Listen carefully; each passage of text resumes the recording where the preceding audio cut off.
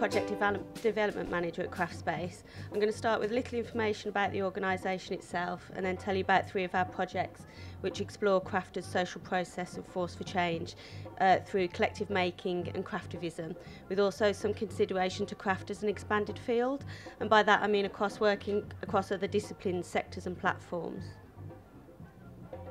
So Craftspace, as Pat said, is a craft development organisation based in Birmingham, and we aim to increase opportunities for makers through exhibitions, events, community projects and interventions.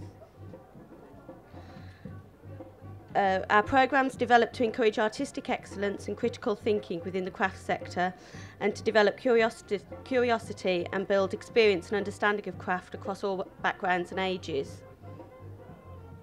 As we don't have a venue, we work in partnership for all of our exhibitions as well as many of our projects and events, and collaboration is really key to our practice, working with those venues and artists. So ultimately, we're working to increase access and participation in contemporary craft for all, and this process is always supported by practising professional makers.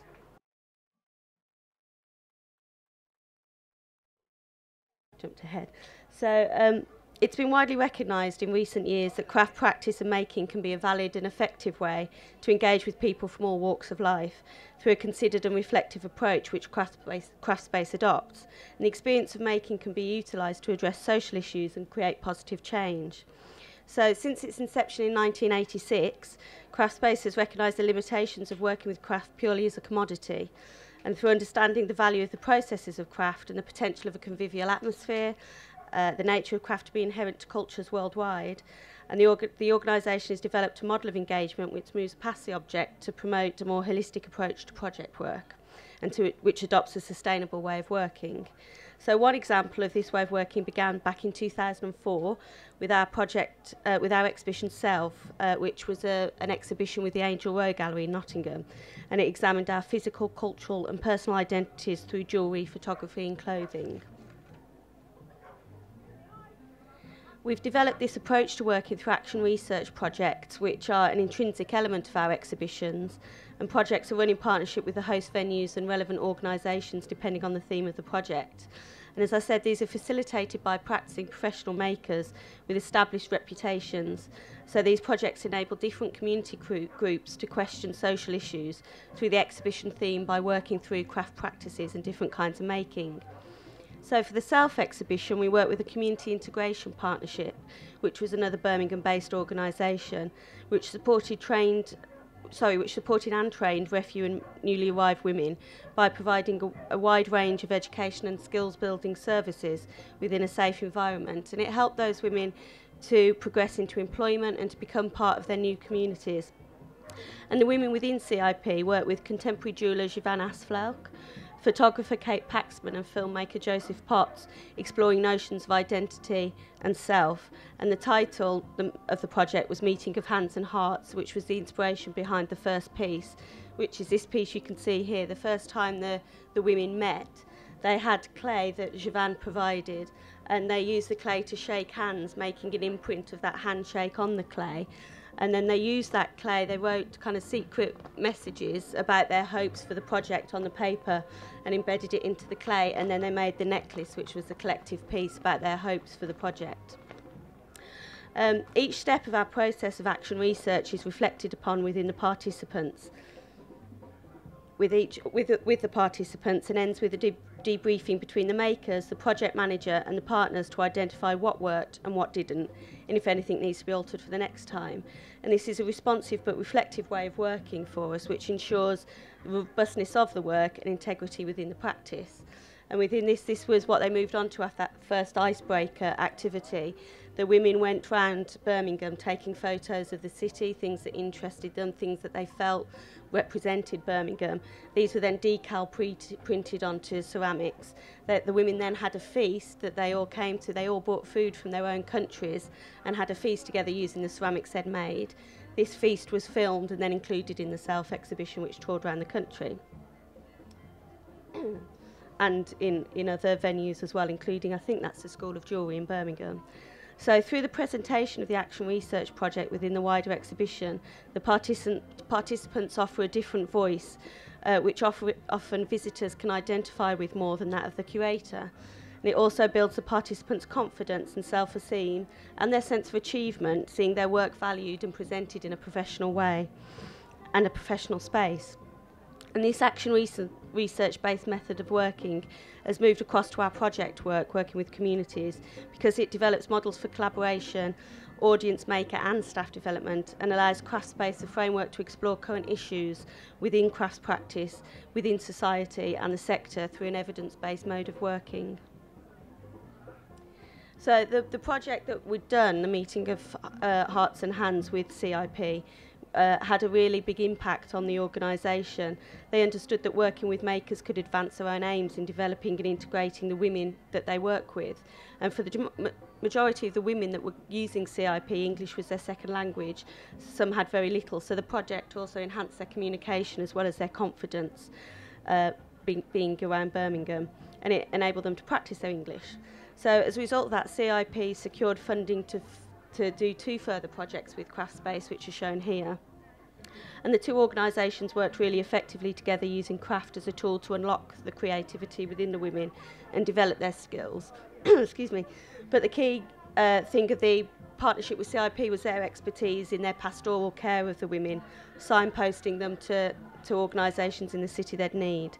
So that was really invaluable, working with such a diverse group that the women at CIP represented over 30 countries. So it really was working with a massive group of women, and it enabled makers there working with them to approach working with the women in an informed way, which reiterated the value to us involving the makers, project partners and staff throughout the whole process. A real strength recognised in these projects was the notion of collective making. Through creating pieces together, the group became more integrated and unified, and they gained more confidence in themselves while developing their own self-expression. So work completed, shown here with the furniture maker Natalie Cole of Pottinger & Cole, which is the stools you can see displayed up the wall. The pieces within those work really well as individual elements, as well as a constructed bench together. So it's equally successful as a group piece, and this range was of particular interest to us at Craftspace, as it demonstrated an alternative approach to the traditional route to contemporary craft making rather than the university sole trader route. The notion of collective making was really interesting. So these ideas were reinforced when we attended the Crafts Council's Origin Fair in 2007. It was the first time that craft produced in a community setting had been shown at the fair, and it was a fantastic experience for the participants again who visited the fair. But there was a great response from the visitors because they were interested in buying the work, which we hadn't anticipated. We were presenting it as community projects, but visitors were really interested in buying it and really interested in the narrative behind it and how it had been created by this group of women. So together with this experience and the interest in investigating collective making, we explored the possibilities of social enterprise to examine the potential of engaging newly arrived and refugee women to develop their skills and integration into host communities by creating work with a social aim. So promoting diversity within the craft sector has always been a key element of our practice at Craftspace. We're really interested in exploring and promoting alternative routes, as I've said, to making and the marketplace. And as the majority of practicing makers in the contemporary craft sector operate as sole traders, and the industry is not wholly diverse, that spurred our interest on as well. And this view about the diversity of the craft sector is supported by Crafts Council research, which was undertaken in 2010 with the figures that are shown there. So the projects that were completed in partnership with CIP coincided with this research and thinking within Craftspace to explore collective making further, along with the concept of creative production with social responsibility. Unfortunately, in 2008, we were successful in getting funding from the Baring Foundation to employ a craft social enterprise manager who'd be based at CIP. And in 2009, we ran the taster sessions that you can see images of here to identify groups of refugee and migrant women across the city of Birmingham. And we were fortunate enough in 2010 to receive an Arts Council grant to run 3 residencies to develop the social enterprise structure. So the model of social enterprise was a comparatively new concept at the time, especially to the contemporary craft sector. The not-for-profit philanthropic nature of the social enterprise format would be most suitable to the development of the project work with CIP. The structure of the social enterprise and the approach to its development would mean that the women could progress from being recipients and beneficiaries of arts activity to producers who could contribute to the creative economy and develop a more diverse offer to the marketplace. The social enterprise could also be promoted to challenge the negative representation of migrants, refugees and asylum seekers that there are in the media today. And by highlighting the work of the social enterprise, it would be possible to show the contribution that members were making to their host communities. So the social enterprise framework is also sufficiently flexible to accommodate refugee women who have longer status in the country, but also those who could only have more transitory involvement because they might be moved on at any time. So it was a business ethos as well. It was also founded upon both organisations' deep social concern to improve the position of women generally in society. And there was also a great potential for the development of a social enterprise to work towards our aims at Craftspace, of elevating the roles of crafts in an ongoing contribution to the cultural, economic and social regeneration and tourism infrastructure of the region of the West Midlands. So to initiate the residency process, we began to develop a profile for the social enterprise. It was determined that the inspiration behind the work that the women would do would be Birmingham, the new home to the participants, their new city. So by utilising a creative process and craft practices, the women could get to know their city, go out and see things, increase their confidence about moving around the city, and encourage the development of a sense of place for their locality. So this had a dual purpose by focusing on local industrial craft heritage as inspiration, of which of course there's a lot of in Birmingham. The work produced could project an alternative image and identity for the city. Birmingham's always been a place of cultural tolerance and innovation, and of cultural integration and cohesion, and the work produced by the women could be promoted in this way and perhaps utilised for tourism. That was our hope, enabling the women within the social enterprise to influence and contribute to the creative economy through making. So this is some of the activities that they did, taking photos and drawing around Birmingham and the museum and art gallery. And when we first started, we were working with over 30 women from various countries, 14 of them regularly. And the first residency began in May 2010 with Birmingham-based jeweller Catherine Partington and ceramicist Rosanna Martin, who's actually based in Cornwall. And the programme followed our model of working by involving the artists, the evaluator and the documenter in the planning of sessions and the reflection of every session they attended. And the artists developed a creative process for the women to explore the architecture and the diversity of Birmingham through experimenting with a number of craft techniques like printing, lino cutting, ceramics, textiles, which resulted in the creation of pieces for a limited edition collection of ceramics. And the residency included visits to the Birmingham Museum and Art Gallery, the Botanical Gardens in Birmingham, the Museum of the Jewellery Quarter and the museum's collection centre, which was really fascinating. It's this massive building on the outskirts of Birmingham with 3 or 5 floors just of vehicles, textiles, costumes. If you're ever in Birmingham, do try and go and see it in Duddeston. So the residency culminated in an exhibition, which you can see here, showing the process of the project in the Community Gallery at the Museum and Art Gallery in Birmingham. And this was really fortuitously timed. With all of our projects with communities, we display the work that the communities have done in a professional space, as I said, to build up their confidence. But this was well timed because unfortunately CIP closed really suddenly. Our key partner in the project closed unexpectedly. So it was a good boost for the women that this was happening when a resource that they really valued was closing. And it also provided an opportunity for us to assess how the project outcomes were connecting to the wider community in Birmingham. And the evaluation showed that one visitor had commented that many that recognise that craft activities can unite people from different countries and cultures and help them integrate into new communities, which was great. That was exactly what we were hoping for. So with Residency 2, following on from Residency 1, we had a core group of 10 women because we had to move from CIP quite quickly because it closed. And in light of CIP closing, we continued working with Catherine Partington for some continuity for the women.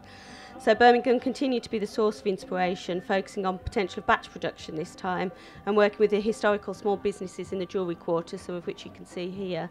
We had a walking tour of the Jewellery Quarter, which was fascinating, and then went to learn about the lost wax casting processing jewellery. And the visits to the quarter and the businesses were insightful for the women and led directly into their individual designs which they produced.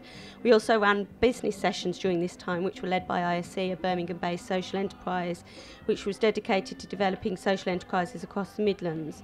And these classes ensured that the women understood the social enterprise model, which I don't know if you're aware of. Basically, it's running a business for the purpose of a social aim, and any money that you make is not for profit. Everything goes back into running that business.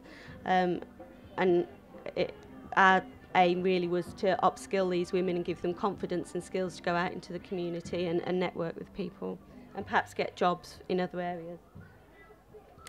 So within the business training, we had a period of 5 weeks to focus on marketing, to develop a brand for the craft social enterprise, and this is where Shelanu came into being. We were able to launch the business here at the Contemporary Craft Fair in 2011.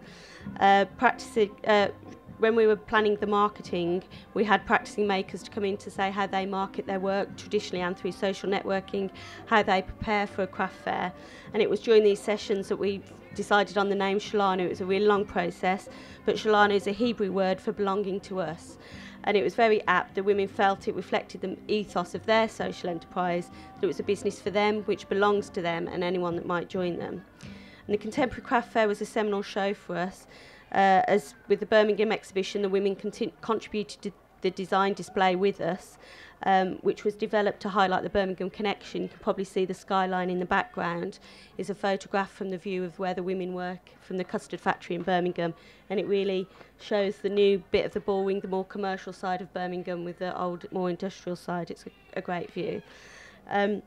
And Shelanu was cited in the materials and marketing section of the fair. So we weren't selling. The aim of the fair really was to gauge people's responses to and interest in the work. Was it viable for a viable range for selling to generate income for the social enterprise? And the response was phenomenal. Visitors responded positively to the work and the idea of buying pieces that contributed to social responsibility. We took over 250 contacts for our mailing list, in addition to meeting representatives of galleries and museums who were interested in stocking work made by the collective, plus other organisations that were interested in workshops. So these pieces were all made individually by members of the collective.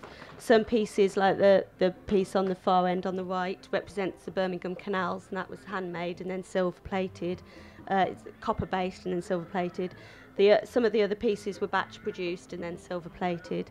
The piece on this end represents the clock tower in the jewellery quarter, which is similar to a clock tower in Jaffa in Israel, where the lady that made that piece is from.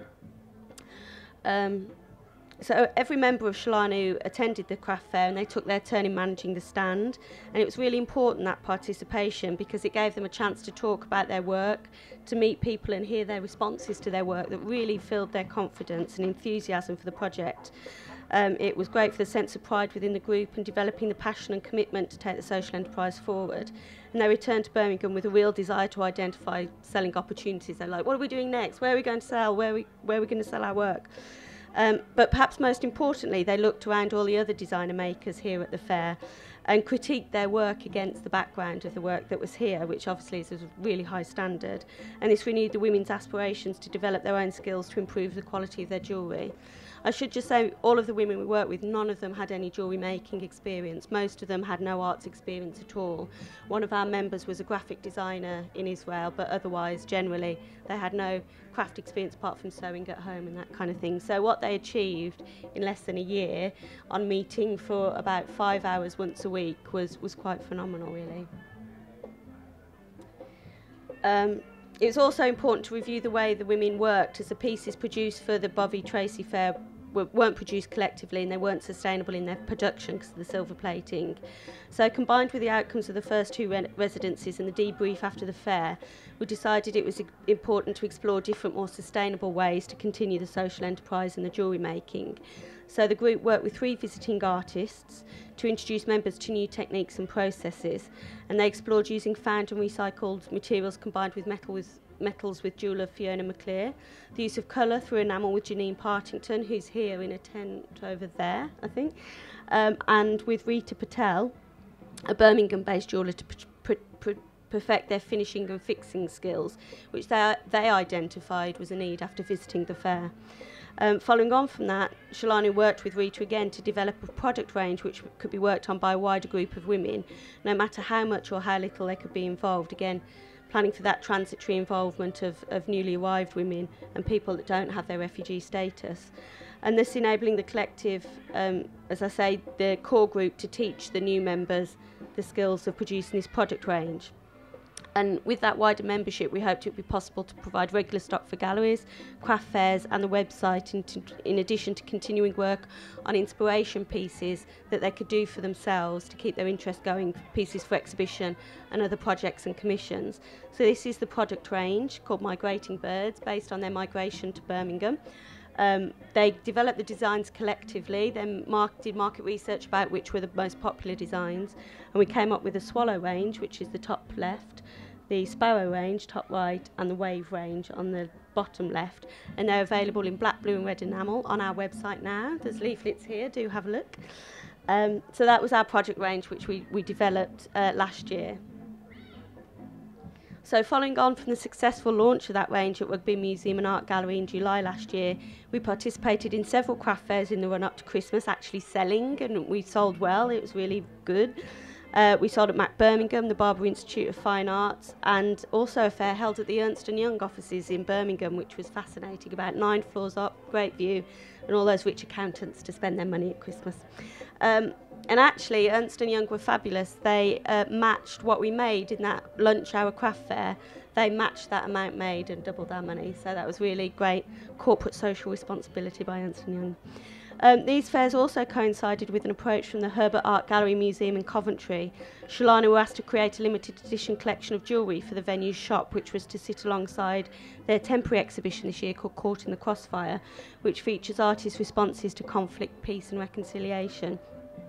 It was the first time the shop had commissioned contemporary makers directly, so it's an experiment for them as well as a first commission for us. Their shop's very much about the usual souvenirs you expect to find in museum and gallery shops, and also some artwork that's bought directly from the makers but not commissioned for the venue.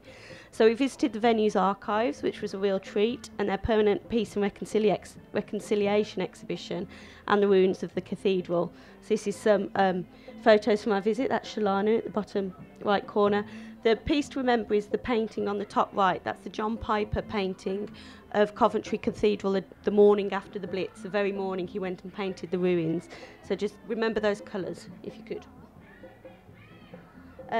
So this was the collective process we adopted. It might not look that interesting, but we started with the brainstorm on the grey piece of paper, which was before our visit, where we talked about the themes of the exhibition, peace and reconciliation, and what those could bring up.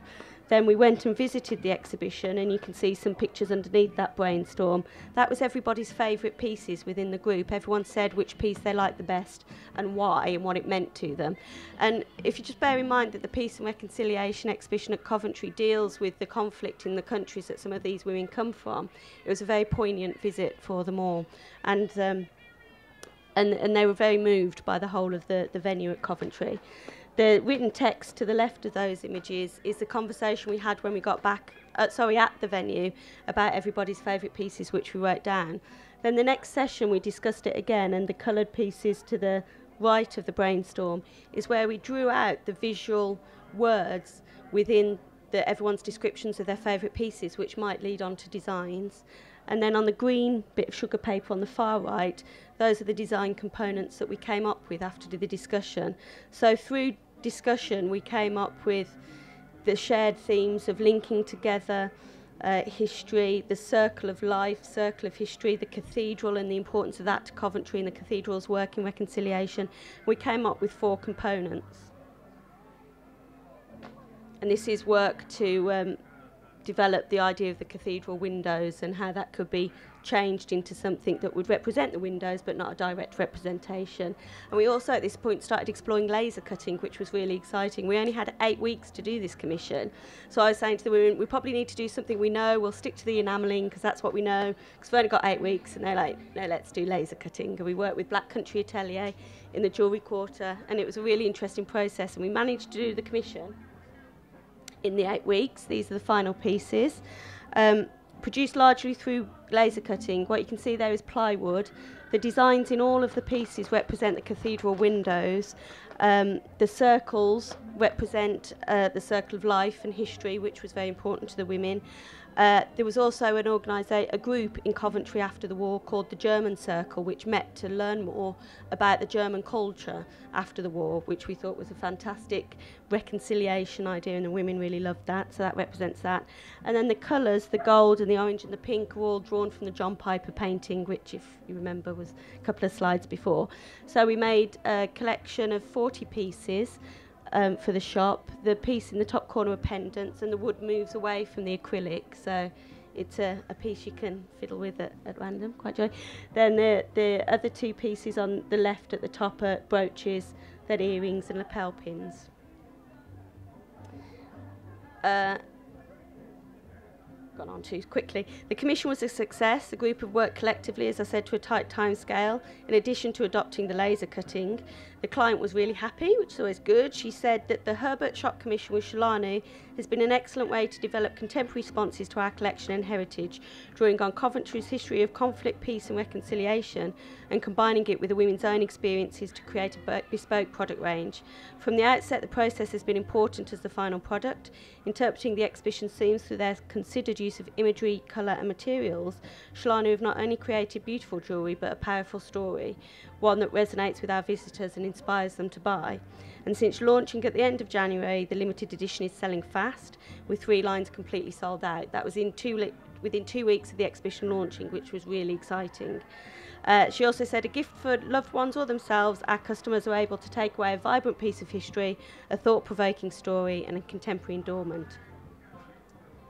So in addition to the jewellery ranges and commissioning, the women also do workshops for community groups. They've run them at Birmingham Museum and Art Gallery, Bilston Craft Gallery, Rugby Art Gallery Museum, and for Birmingham City Council's Extended Services programme, which these are images on.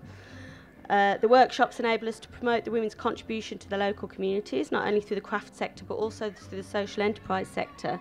So this represents a lot of our work working with other, as I said, other sectors, working in an expanded field. We're now moving into the social enterprise sector, making a lot of contacts there, and working with groups like Shelter, their crisis group, and also Restore, working with refugees and lots of people. And the model of working that Craft Space has developed has enabled partnership work with organisations outside of contemporary craft, as I said, and as a result we're influencing the thinking of those partners, creating potential for further income stream for the social enterprise and craft in general. What we're doing working with makers influences them to work with other makers, not necessarily with Craft Space, and by engaging with some of these organisations again in the future. So the development of Shelanu Women's Craft Collective has also enabled us to further our work on exploring the alternative routes to craft practice and marketplace to contribute to the diversification of the craft sector. The work produced by the women is distinctively positioned to advocate this approach. However, the potential to promote the ranges of work produced through tourism is a dimension yet to be fully explored, but something we're beginning to broach at the moment. Pardon the pun of broach. The development of the craft social enterprise has also been successful in enabling the women to acquire and develop new skills, not only in making but in learning, communication, design, teaching, selling and networking. They've also developed business skills which they will utilise within the social enterprise but may also support them in other areas of their lives. And Craft Space's approach to testing the market and getting feedback for the work made by the women through critical friends, exhibitions, fairs and workshops is a successful development of the social enterprise. This has proved successful and led to the production of a strategic plan which we hope will see us moving to a new community venue, a permanent home and hopefully a sustainable future for the women. So that's all I'm going to say on Shelanu. There's leaflets down there, but I'm going to touch on a couple more of our projects as well. Another long-term project at Craft Space is the Craft Space Collective, and this is a group of young people aged 16 to 25 who want to explore the world of contemporary craft through craftivism, DIY and guerrilla craft activities. Craft Space want young people to develop a shared interest in making, exploring theirs and others' creativity, and having a voice to express social and political opinions through guerrilla craft activities. And the collective work with practising artists and makers again. Through all of our projects, we work with practising artists and makers to ensure the quality of the project and the skills that the people we're working with will learn. And the young people work with them to deliver interventions and workshops to promote the knowledge and skills associated with contemporary craft for young people. And Craftspace help provide the support and training that enables the collective to achieve their goals and provide opportunities for the delivery of these.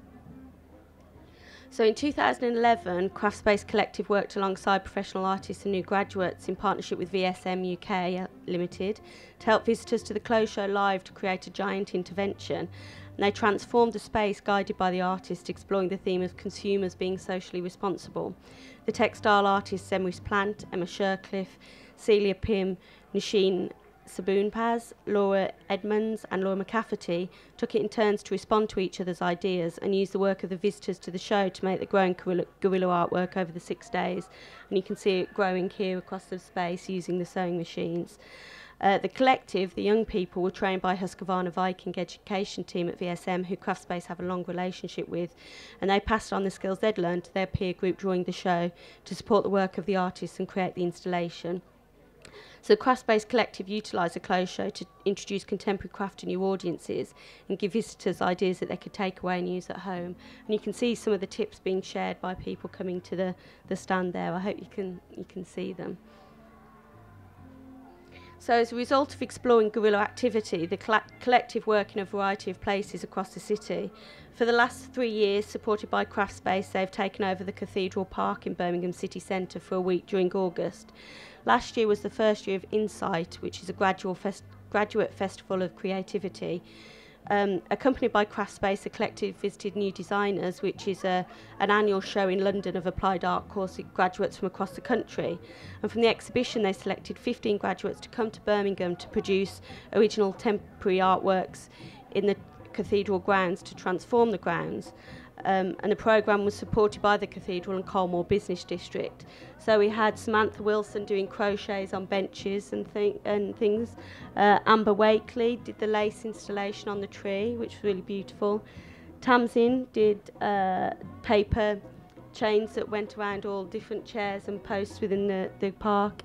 Jill and Morvin travelled down from Edinburgh. We had local graduates, but also some from further afield, and they created this woven installation within the park, which was just to get people to slow down and stop. The Cathedral Park is right in the city centre of Birmingham. It's surrounded by offices. When the weather's like this, hundreds of people have their lunch in the park.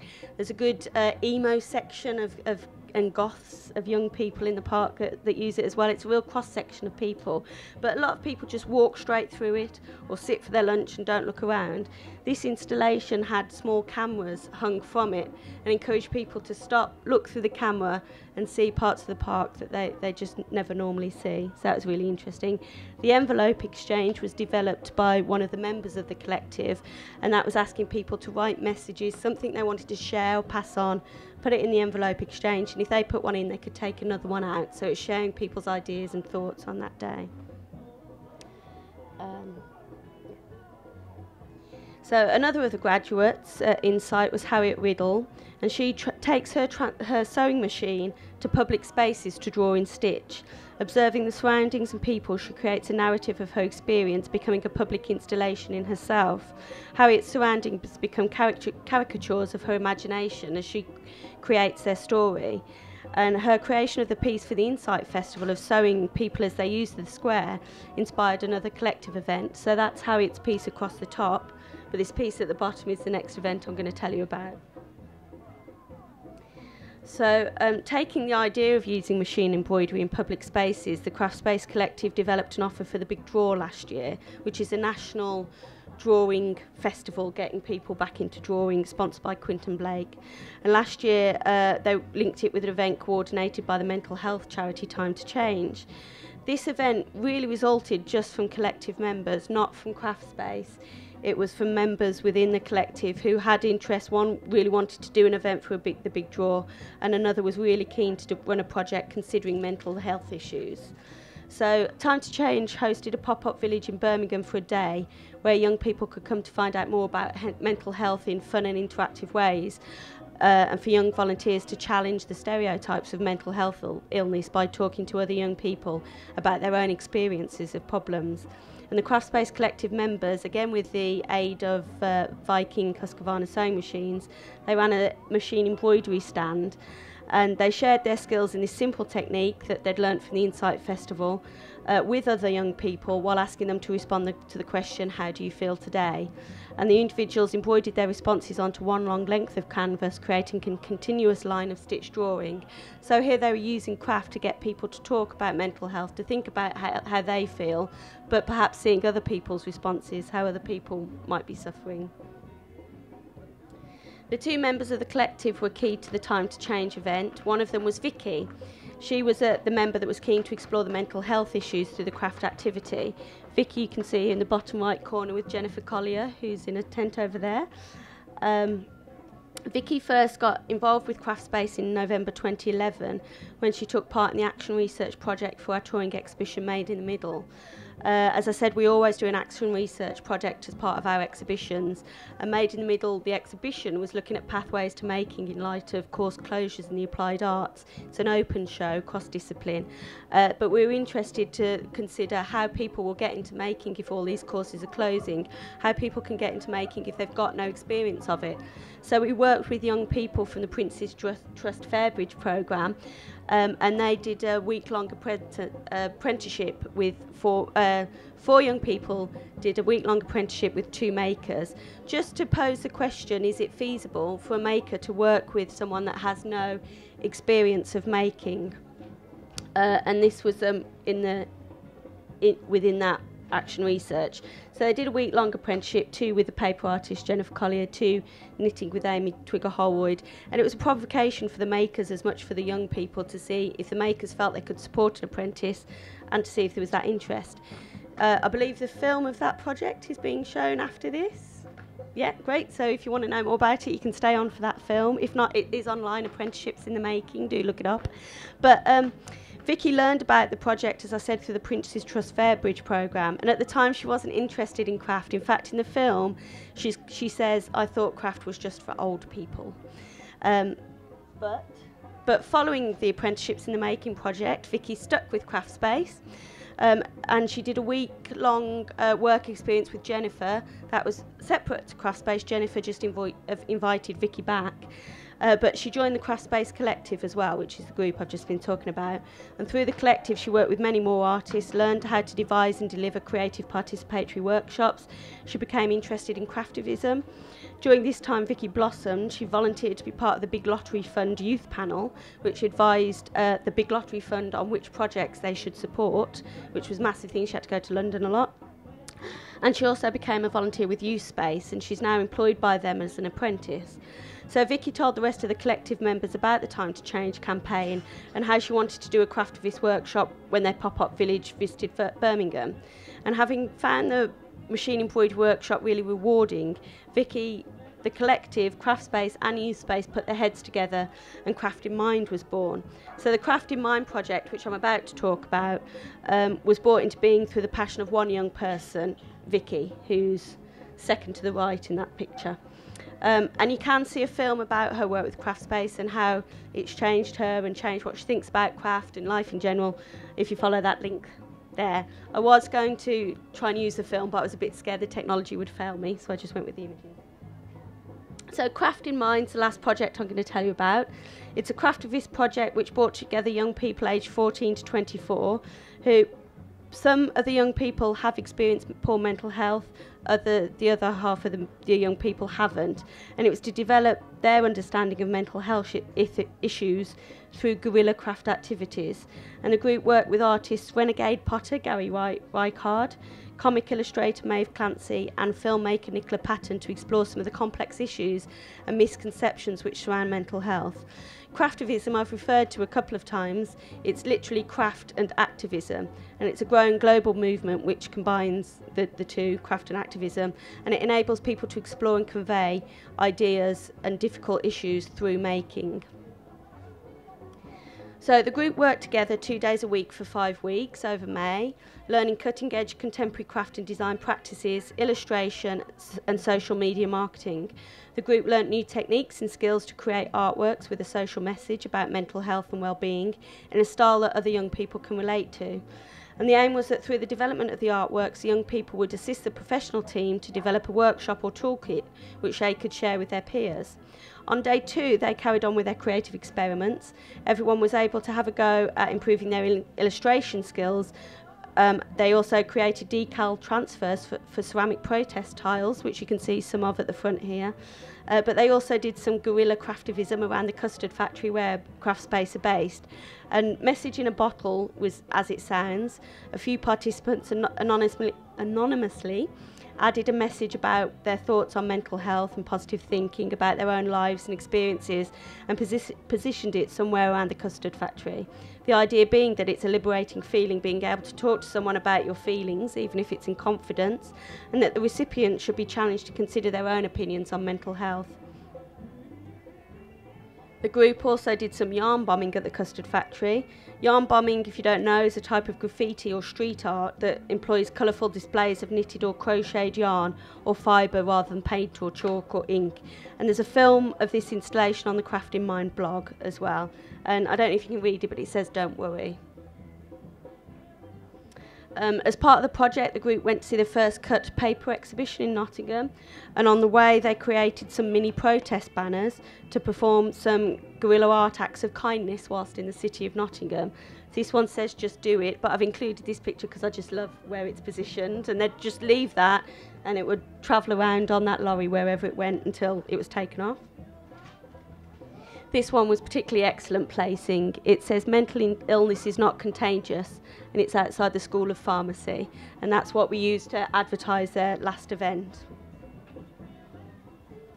The documenter of the project, as I said, was Maeve Clancy, who Craftspace has worked with previously. Maeve is an Irish animator, illustrator and production designer for television and film series.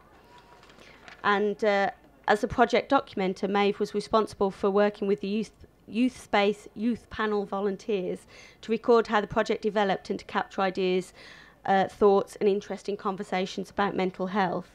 And together, Maeve and the volunteers have developed a sympathetic comic strip style of illustration, which is being used to communicate the Craft in Mind message and to give the project a coherent identity. It's also a really useful evaluation tool. Some of the comments in it are fabulous. I'll just allow that announcement.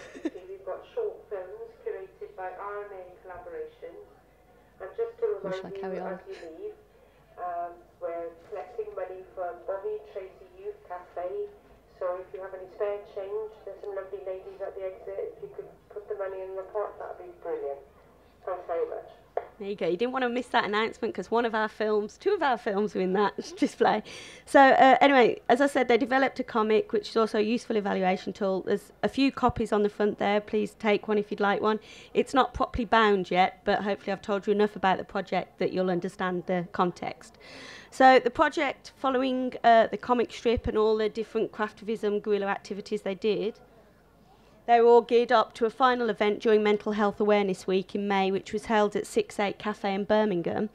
The group prepared for the event by making a collection of drinks tiles, which you can see at the front there and on the screen, coffee cup rings. There's a couple of examples at the front. So the cafe, there's a part of the comic strip printed on the coffee cup rings that go around takeaway coffee cups, and the cafe gave those out with every cup of coffee that was sold that day and afterwards, actually, and they've had loads of great comments about it.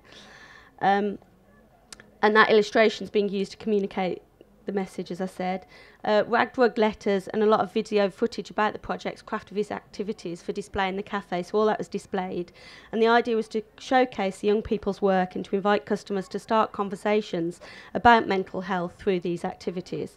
Visitors to the cafe had the opportunity to make their own cross-stitch mini protest banner, which are those on the right there, they're the banners packed up as a kit that people could take away.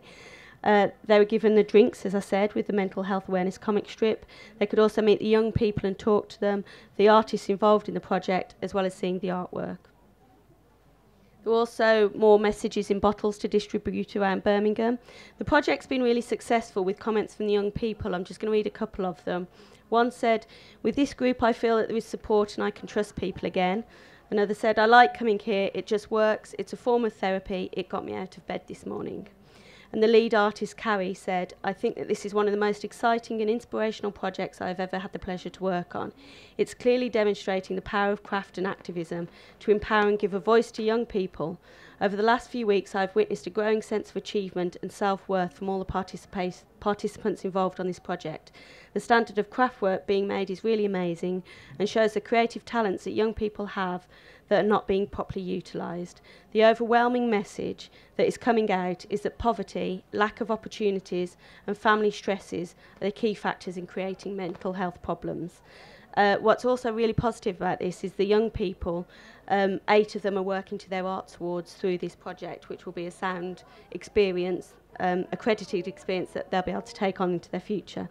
The Craft in Mind project will now be widely disseminated, including talks at the British Ceramics Biennial in Stoke-on-Trent in September and the 2nd International Youth Mental Health Conference in Brighton, which is organised by the International Association for Youth Mental Health.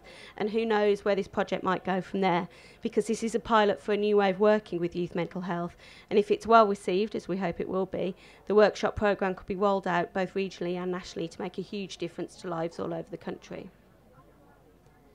So I hope this has given you a flavour of our work and our organisation's interests. As I said, I've brought a handful of the comics, some tiles for you to look at, and lots of our leaflets for you to help yourselves too. Thank you.